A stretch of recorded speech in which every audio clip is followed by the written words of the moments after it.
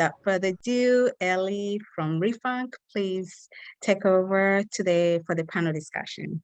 Thank you. Perfect. Thanks so much, Leila, and thanks, Morgan. That was really, really interesting. As Leila said, my name is Ellie. I am a co-founder of ReFunk, which is a furniture upcycling platform. So we connect furniture upcyclers, who are people who refurbish and restore furniture, with customers to fuel the circular economy in the furniture sector. And it's 10 million tons of furniture is discarded annually in the EU, and we're going to try and stop that and get people thinking, kind of as Morgan was saying, going back to the old ways of actually trying to refurbish something instead of buying something new. I'm going to just introduce everyone and let them tell them a little bit, introduce themselves and tell us a bit about their business, and then we can kind of get a bit deeper into the questions. On my screen, Anna is there first. And so do you want to take away and introduce yourself? Hi, everyone, and thank you so much for the invitation to be here. I'm very happy. So my name is Anna. I'm from Porto in Portugal, and I do a lot of things. So it's a little bit difficult to, what I will try to summarize. I have a blog called Anna Goes Slowly, and I've been writing there for almost 11 years now about minimalism, slow living, and zero waste. I also do a lot of workshops and talks about zero waste, especially in schools, companies, and in big events. And I'm also working as a life coach, and where I have one-on-one sessions and group sessions. And regarding zero waste and circular economy, I also work as a consultant, and I help a lot of brands and companies to be more sustainable, more towards zero waste. And then next up on my screen is Mary from HaPPE. Hi, everybody. So I'm Mary O'Riordan. I'm co-founder of our company HaPPE, and I come from the healthcare sector, and for several years I was working in highly infectious emerging diseases and pandemics and preparedness for that. So I was involved a lot in writing guidance for PPE and what we need. And obviously you wake up one day and you think we've covered the world in plastic, and it wasn't our fault that we covered it in plastic, but we also have, I suppose, a duty of care to look at how do you rectify that. And healthcare is overshadowed by single-use plastics, and it's very difficult to actually do a circular economy sometimes in healthcare because of that infectious risk. So what we decided to do was look at how do you examine compostability in healthcare. And we took some of the plastic elements and we created our first prototype product, which is a compostable single-use apron, because we know the apron will be this single-use apron, very difficult to get that out of the system. So let's work with something that can be compostable. So ours disappears in about 8 weeks in comparison to your LDPE or plastic alternative. So yeah, so it meets all the harmonized standards of what have you, because that's very important for healthcare. So yeah, so we're very proud of it, and hopefully that does lead us into this composting cycle for industrial medical grade composting of that type of waste. So that's in the future as our vision, but we had to start on the cycle somewhere. So we started with the apron. Thanks, guys. Perfect. That's amazing. And next up on my screen is Ingrid from OML Fashion. I think you're going to share. Excellent. Yeah, hi. My name is Ingrid Carrino, and I'm representing Maria Isabel Ibarra, which is the founder of OML Fashion. And I'm going to introduce our brand with a video. So if you spare 2 minutes, well, no, not 2 minutes, 1 second. Before you do that, I just want to ask, and it's for women only.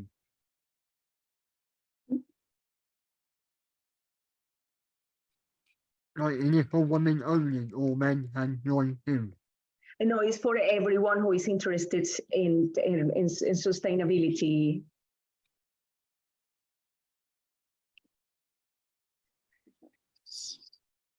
Yeah, we can see your screen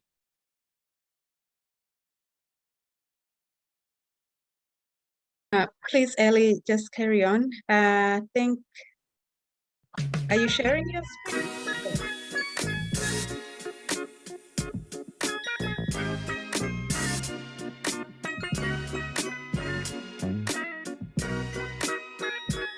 Hi, I'm Maria. I'm the founder of OML Fashion. OML Fashion is a sustainable art company. We give new life to the scarce clothing and material. We do this because we care about our planet and want to reduce CO2 emissions. My mother and grandmother taught me how to make clothes myself from an early age. In Colombia, it has been common for decades for every garment to be reused. A dress turned into a skirt, that skirt into a blouse, that blouse in a pillowcase, and the pillowcase into a mop. This works fine because the fabric is made of pure cotton. Sustainable zero waste and vegan sneakers. For the collection 2021, I developed sneakers made of Trincy cover and PET bottles. The Trincy covers come from an NS Intercity. The sneakers are made according to the zero waste principle.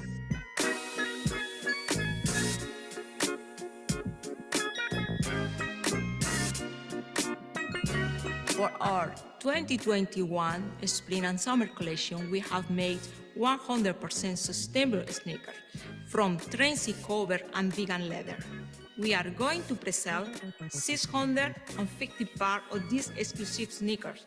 Do you want to become the owner of this 100% recycled unique sneaker? OML Fashion, zero waste, better life. We almost get tearful, and I get almost tearful just to see the video.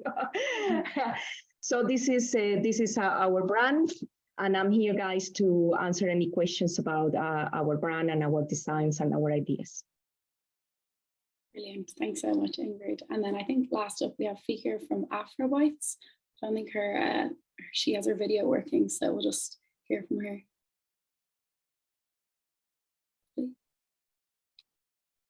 Hi, everybody. Sorry for the video. My name is Fiker. I'm one of the co-founder of AfroBites and also executive director. AfroBites is an all-natural, tropical, and exotic drive processor based in Zanzibar.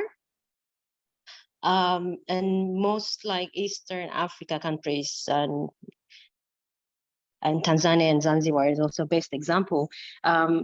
We lose almost like from 40 to 50% of post harvest and fruit and vegetable value chain. So our and most of them are due to limitation in technology and storage and processing, and this is where AfroBites comes. So we are working with some farmers here on the island and vendors and to have a sustainable and give fruits along life by changing more convenient and of course tasty snacks for the travelers here on the islands, and we also work with similar sectors and also different and can use our we have from our we have a way. So we also work with as a stakeholder to post for fruit. So this is a kind of a circle that we're trying to build on. Yeah. Brilliant, that's amazing. I suppose one thing that I think a lot of people always ask me is like, how did you get into it? I suppose what's your why, and how at what point did it turn from something you feel passionate about into actually going for it and starting the business? Like for us, we were doing it kind of as a college project, and we're doing little kind of competitions within the university, and then we kind of got the fire under us to actually turn it into a business. Might be interesting to start with you, Mary, because I know you came from like a medical background, so it's quite different now becoming an entrepreneur, and like it's a completely different space for you. Ellie, it's completely different. Healthcare, it's very regulated. You know, you turn up and you do sort of similar things every day. And I found that with the whole startup community, every day is different, which I absolutely love, by the way. I suppose I was working and thinking about this project, and I have two other co-founders as well. And we were really thinking, we were developing and developing. And then we kind of thought, okay, this thing actually really could solve something. And what was very interesting about healthcare, and I think sometimes with green policies and different sort of large scale events that happen around the space, people talk and get very excited and passionate, but then bringing it down to an actual practical reality in a sector can be very challenging. And I suppose with healthcare, it's particularly challenging because there's a lot of other things happening, like, you know, you're dealing with patients, it's reactive, you know, especially if there's big pandemics, etc. And the last thing you kind of think of, oh, let's innovate in the middle of this thing, but maybe that is exactly when you innovate. But it also is quite challenging to step out of something like a regular job and say, okay, let's tackle this thing that's a societal problem and let's just go for it. So in a way, it took me about a year to really think I could do this, and we had to get a viable product before we ever could even attempt to come out. So we came quite far before I ever came out of it. And but it comes a tipping point, and sometimes you don't even know what it is that tips it over. But I think sometimes when the problem for me becomes so large that I think we have to somehow bring it to a practical reality. And I think that's what, for me, it was listening to the other healthcare workers feel extraordinarily guilty about putting this PPE on, but knowing that they had to for safety. And I just think healthcare workers have enough problems without having guilt on top of it as well to do their job. So I know we can't solve everything, but we can at least try and solve one little piece at a time. So that is really kind of, I suppose that was my tipping point. When it happened, I don't know, somewhere between 4 a.m. and 2 o'clock in the afternoon. But anyway, thanks, Ellie. That's really interesting. Norman was kind of saying that how it starts with like an environmental problem, circular problem, and it always figures into something more social and like more human as well. And like what we found as well, like we started off trying to make furniture, keep it in use for longer, but then we actually now it's just important to us to like support the kind of predominantly female furniture upcyclers to scale up their businesses. So there's always kind of leads into that social side. For you, Anna, it's obviously quite different because you seem to have so many different strings to your bow, and you've been in the circular space for a long time. Yeah, and I studied sociology, but I worked for almost 10 years for the IT sector. And then after all those years working, that's when I decided completely to quit my job. And well, I already had my projects, so it was kind of making my hobbies and my passions my work. But I would like to say a quote from Carl Jung that I think summarizes my life and the projects that I've created. If you take a personal problem seriously enough, you will simultaneously solve a social problem. So back then, when I started my blog about minimalism, actually, so it was 11 years ago, I was 27 at the time. And I can say that I had everything that society and our life, everyone, the society and our mothers say, you should have this, you should study in a good college and then have a great job. So I had it all, but I was not happy. So it was that questioning, that reflection that I did on a daily basis, because I was always looking to my clock and say, oh my God, everything is going to repeat it all over again tomorrow. And first I thought, okay, and you need to organize yourself better, because then it seems like the day just goes by and you cannot do what you really like to do. And I just started to, I don't know, I think I went online, searched on some blogs, some information, how to organize myself better. And I found a blog, I don't remember the name. It was an American blog, and it was about minimalism. I didn't know that you can apply minimalism to your lifestyle. I just knew minimalism from decor and architecture. So I started reducing everything, all the stuff that I had. And better than that, it was even your relationships, the things that you are always thinking, those ruminant thoughts. I started to reduce all of that, and I felt so happy that I decided to create a blog exactly 1 year later, just to share with people the changes that I was doing in my life. Because if I was feeling so much happier, they could feel the same. So when I started, people started giving me feedback, I was so happy, because all of them were feeling basically the same. And then a few years later, it was almost the same with zero waste. So I realized that I had reduced a lot the amount of waste that I've produced, simply because I stopped buying new things. I always try to buy secondhand or just exchange with friends and so on, or go to markets where you can share stuff. But then in 2016 was when I really discovered this lifestyle zero waste. So it was basically the same thing. I started first to do on my own, search for the shops where I can buy food in bulk, where I can buy zero waste and sustainable items.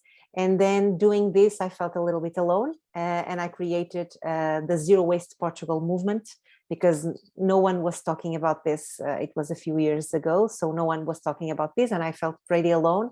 So actually I found first a Facebook group, and the idea with this group was at the same time having people that already knew about this lifestyle and can give me some tips as well.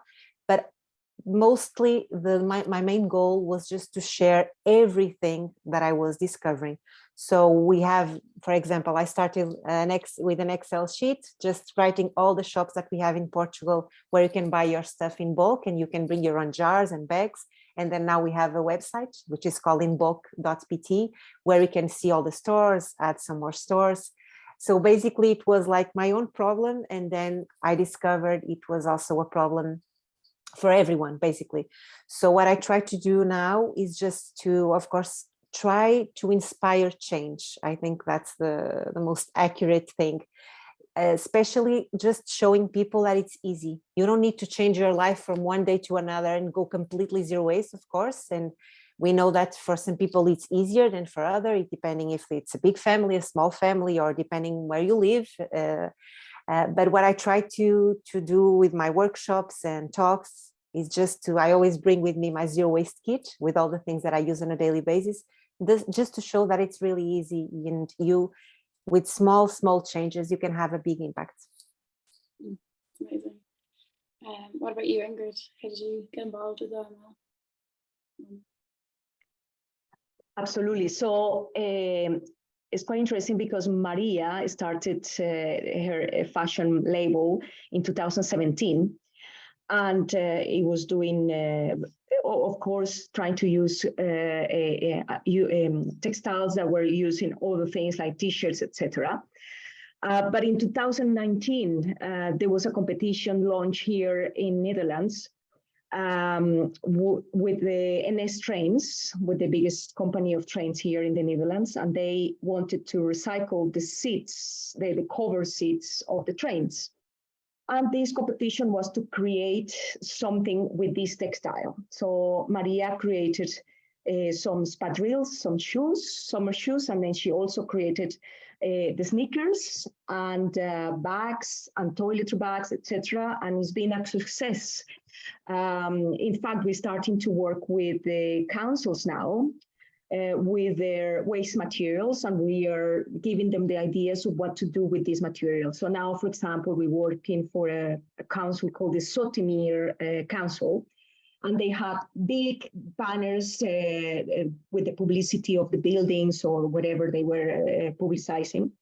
And they wanted Maria to help them create something with these materials. So she created tote bags, backpacks, and toiletry bags, and they're amazing. And they're being also a success. So we join in creativity with the dream of helping not only everyone, but the companies that they don't know what to do with this stuff. And there is a lot of information that is lost in translation, let's say. People don't know what to do, or they don't know what they're wasting. And probably Anna knows a lot about this because people are looking for information. And this is also what Maria is doing. She's also giving some consultation to companies who want to start the sustainability cycle and become zero waste. Amazing. And what about on the line there?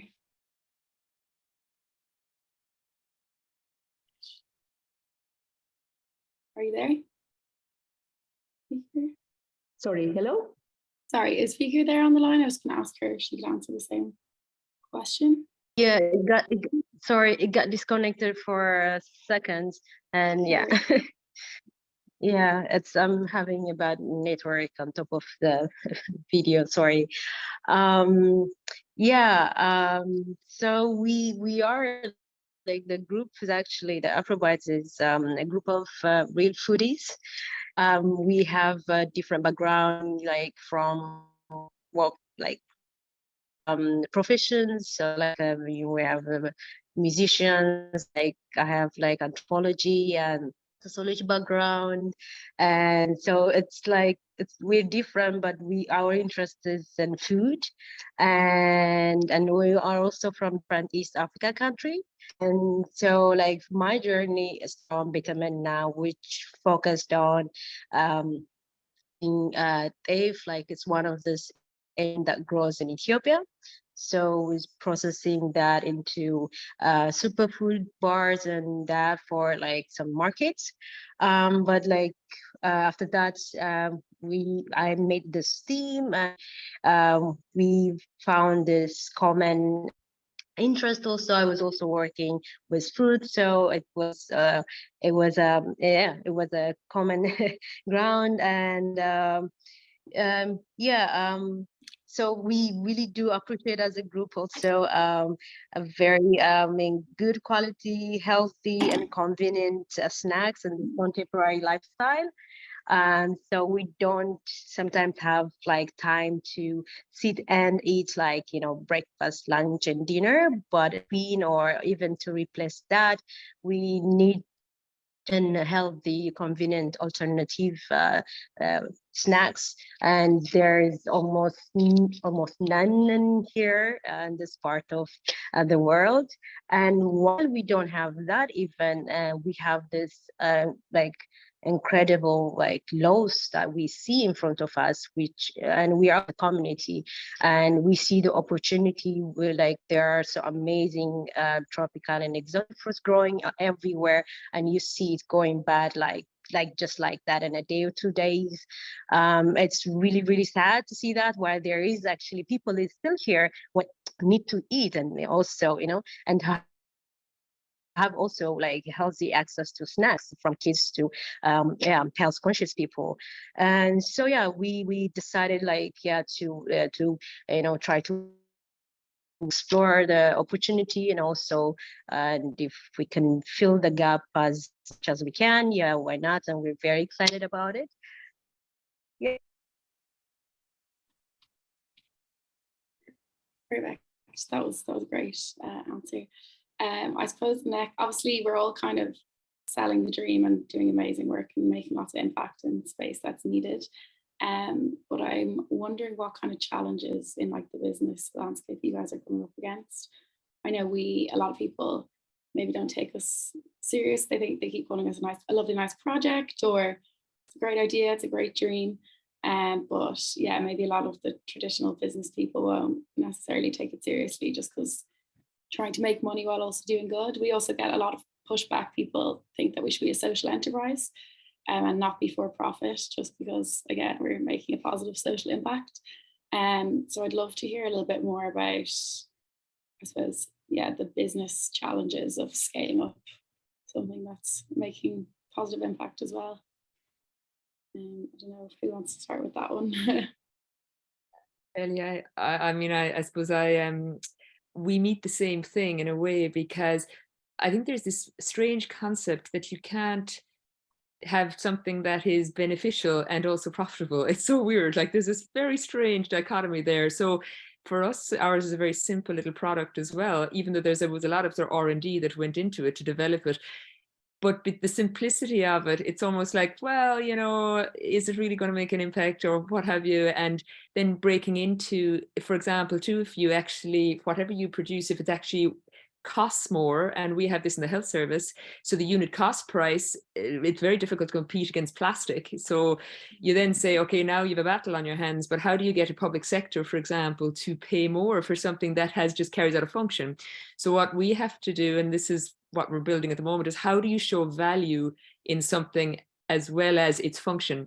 Because you're not, in our sector anyway, you're not going to be able to get rid of this single-use plastic apron, for example. It's a functional item, but why not also eke out value out of the functional item, so that it's not just you use it and that's it, that it also brings value. So for us, it's really building that. And as a startup, what we've had to do is not only just create a product that is for us morally sounds good, that it's compostable and it doesn't have any toxic residues, but also that we have to look at comparing it with a plastic apron and seeing what is the actual, I suppose you could call it definitive parameters and measures that you can say this is also what you gain with it, even if it is higher in its unit cost price. But you have to do extra work on that in terms of your life cycle analysis, in terms of your comparison to the other product, even though everyone deep down knows that single-use plastics in certain throwaway items, like the millions and billions that we use of this, everyone in their heart knows that this is not good. Like, but it's just, you still have to come up with an additional set of why it's not good, even though people know that having microplastics in the ocean, and even though they know that finding a mask at the bottom of the 9-mile deep, the deepest part of the ocean, they found a mask, and you're kind of thinking, oh, please, like this is literally getting out of control. But yet, and I suppose policymakers also understand, and budget holders know exactly, but they are also constrained by procurement rules, etc. So I suppose for us, we're in a good space at the minute because legislation is sort of on its way. It can take time, and we know this, and there's a slow kind of grind to that, and we have to make ourselves as attractive as possible. But it is an added obstacle, that it isn't just the moral argument. And also getting back to that point about, you know, not being seen as credible just because you're wanting to do. So when we would go and speak about this, sometimes we felt that when you would say, we want to solve this problem, we want to solve this problem of single-use plastics in healthcare, it was like, yeah, but is it going to, you know, give us a return on our investment? And, you know, aren't the conglomerates going to come in and just take you over? And we're like, well, wouldn't it be fabulous if the conglomerates came in and started doing this too? Like and that mindset is so foreign, I think, sometimes to a certain other type of mindset, that it is all about fast and all about profit and all about and profit is wonderful, but we just felt you could have both. So I suppose we are totally facing what you've just described, and that is, I suppose that's the thing about being leading edge of thought, isn't it? And everybody here is at that leading edge saying, we can completely work together hand in hand. We can work with policy, we can work with governments, we can work with conglomerates, we can actually just say, why don't we use creativity and actually have profitable endeavors that also contribute to a better society. So yeah, so I hear you. Yeah, it's a tough one to just keep pushing forward when from these higher up, seemingly kind of people in the know keep feeding you that agenda. But yeah, we just got to stick together. We were also, I suppose, we were of the mindset that maybe there's a barrier there, but then we realized they are also constrained sometimes by policies that exist already. So, and that's, and they, because we've met a lot of fabulous people in the health service, in procurement, in all these areas that have said, we totally want to choose what you guys are saying. I mean, as in general, like the whole sustainable, circular, we want to choose it, but sometimes we're hamstrung by policies that are already there. So I think being patient with the mindsets that are there also, because they're coming from a very regulated and rigid structure. So I suppose it's us also on our side having patience with that and saying, you know, collaboration means both sides, and that it's not just saying that they're wrong and we're right and they don't know anything, like plastic people producing plastics, etc., that we demonize them. It isn't like that. We're just saying, you know, we can collaborate, we can recycle, reuse your manufacturing plants to actually put through a bioresin, for example, instead of putting through a plastic. Let's use your machinery to do that instead of building more plants to do our one, and then you have your plants doing your one. So yeah, so it's kind of that mindset change. But yeah, Ingrid, I wonder what kind of challenges you guys are coming up against at the moment, or if it's similar to us or different. Well, this is, I completely agree about everything Mary said. And I want to add also, obviously the production, because we are using products that are limited. It's not like we're going to go into a place and they're going to give us a limited amount of textiles. So we are limited to what we have. And a lot of the shops are requesting the availability, continuous availability, and we cannot do that. So we need to produce a continuous amount of, different designs and different products. Let's say toiletries, but this time is going to be with this material, and next time is going to be with this material. So this is a little bit of a challenge for us in terms of getting into the shops, for example. Also, our products are made with a social impact as well. Some of the people that work with us, or 100% of the people who work with us, are from minority communities, or they're disabled, or they are being displaced by their countries. So we want to also try to follow this circle and use the social part. One of the challenges, obviously, is to find companies that are ethical and they care about these people. And thankfully, we found a few companies who do that. One in Spain, for example, where they provide the basics, the better needs, or what they need to help the people work in a proper environment. What else? Also keeping it local, because we could make more money if we go to different countries and different places, but unfortunately this is not sustainable. So we need to keep it local as well. And so this also, if you think about how am I going to make a little bit of money so I can survive, is also a challenge. And I think this is pretty much what we are dealing at the moment with. Very good. Yeah, appreciate the choir. What about yourself, Anna? You have, again, a few different hats. I don't know which one of them is most challenging for you at the moment, or if you're seeing growth kind of as more people move towards more sustainable lifestyles and kind of habits.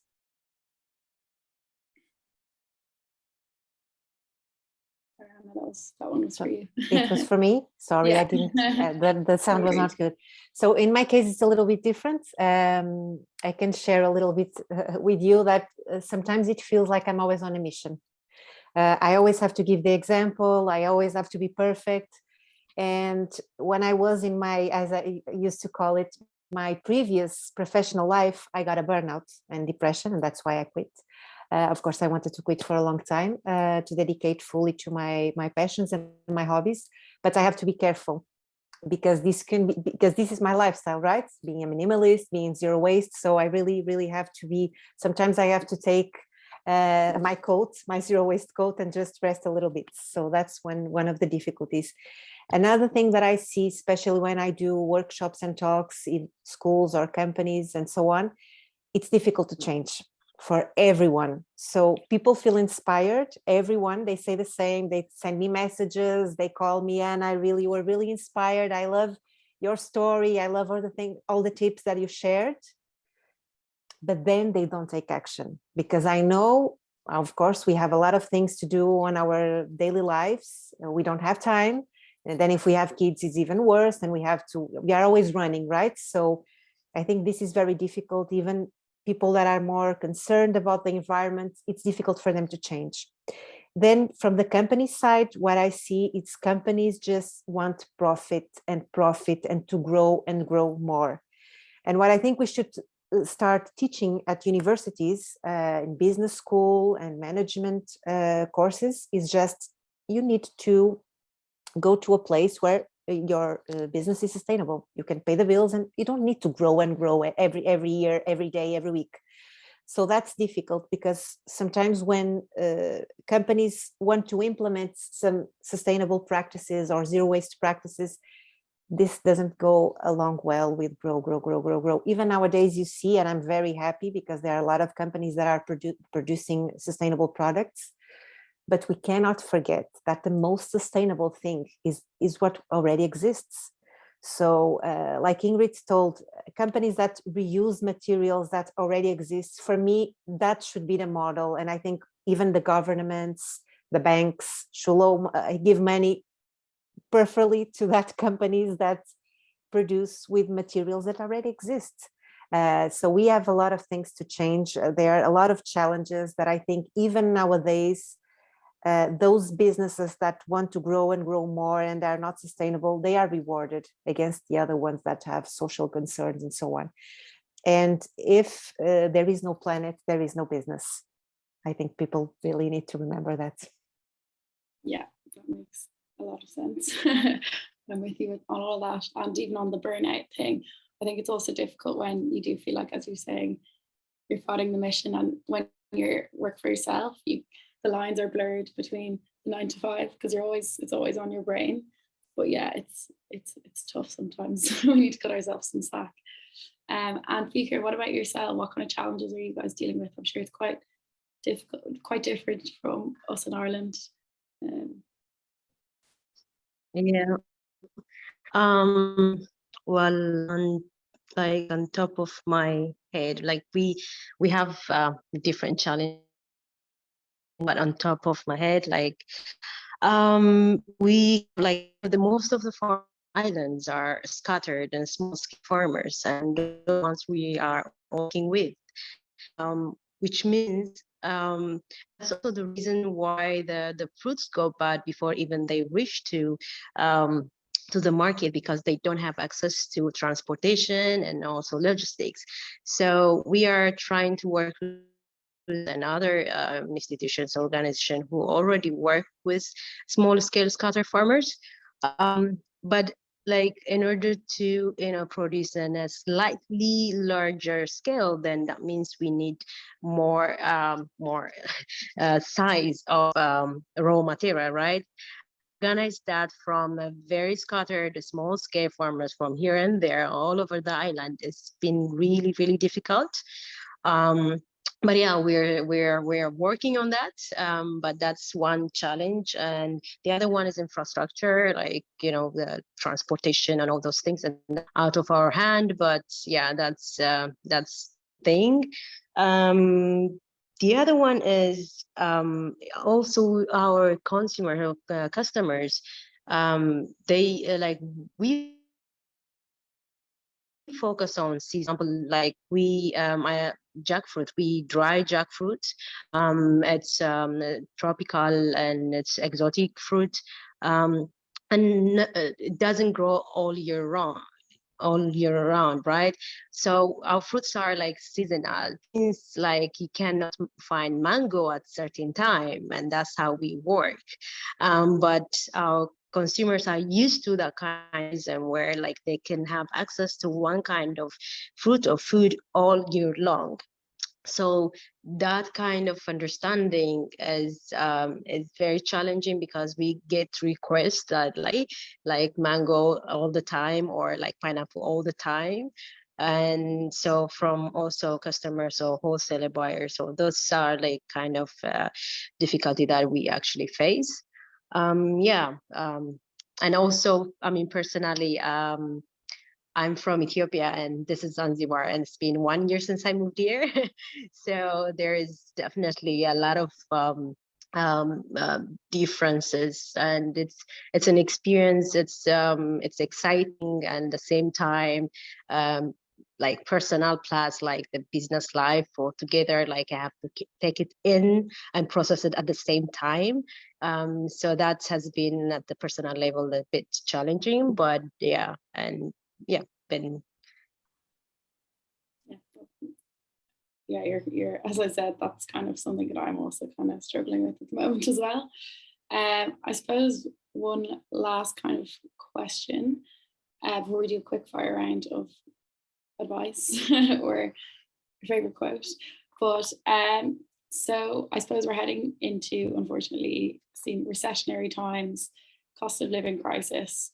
But I think for a circular economy, that I mean, people usually kind of go back towards, I suppose, repair using what they have.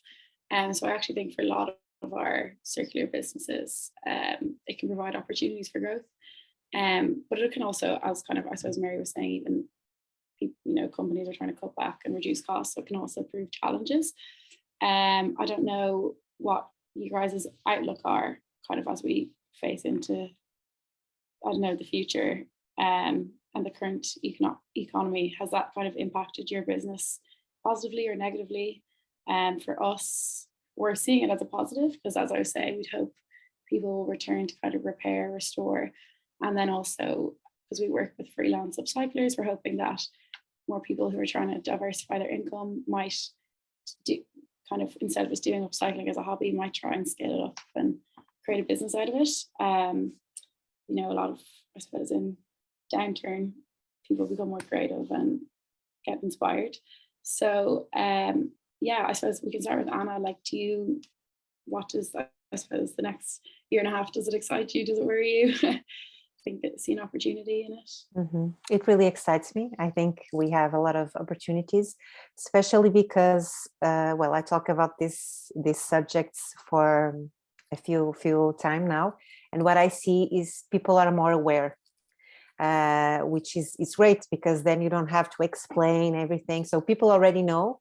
Sometimes what they don't know is, okay, I know there's a problem, but what can I do? So I think it's a big opportunity just to, hands-on and try to do something. As you told as well, I think it's a great time to be creative, because if we really think about it, it's when we have less things. Imagine you have your wardrobe. If you have 5 items of clothes, it's easier to just get dressed, you get creative. If you have 100, you always say, oh, well, I don't have anything to wear, right? So it's the same with everything. So I really think we can also get some inspiration even from our grandmothers, our parents, because there were a lot of things that they did, like use the bags. I remember when I started living zero waste, I went to my grandmother's house. I brought everything that she had, the napkins, it's a way of saving money as well. I really think the challenge here, as I told before, besides the money, it's the time, because we don't have time. We are always running. We are always on stress. We focus a lot on work, and then we don't have time to focus on the family, to focus on just free time. I think that's the big challenge.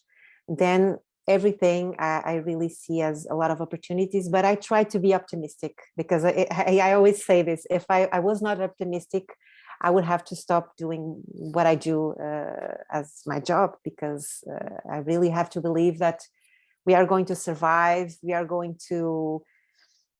still on time. And I always think of the great things that we as humanity have invented. Come on, we went to the moon, we invited planes.